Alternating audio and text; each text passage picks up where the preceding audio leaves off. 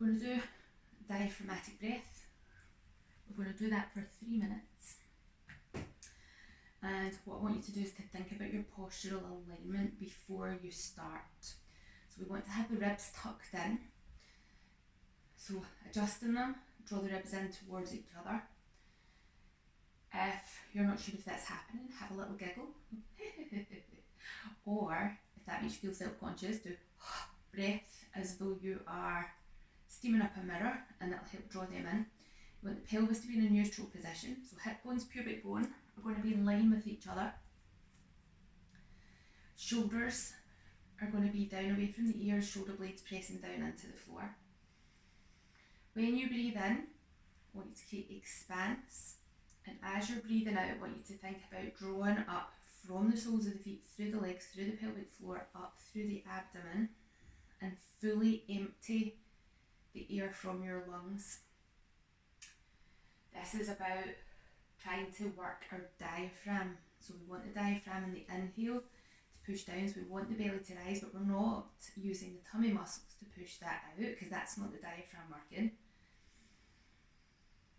When you fill in, you get this expanse here.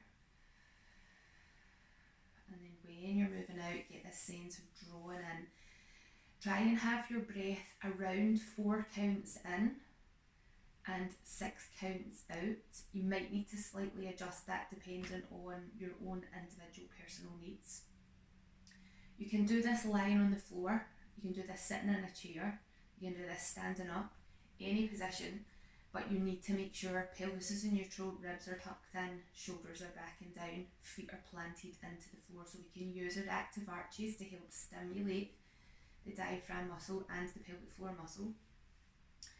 And we want to maintain that neutral position in the pelvis. What you want to be aware of is when you're taking the inhale, you don't thrust the ribs forward and rock the pelvis back, and then when you take the exhale, tilt the pelvis, because then the diaphragm's not doing the work. That means this action here is doing the work, so we want the diaphragm to be able to do the work. So we're going to set a timer for 3 minutes and then do that breath for 3 minutes.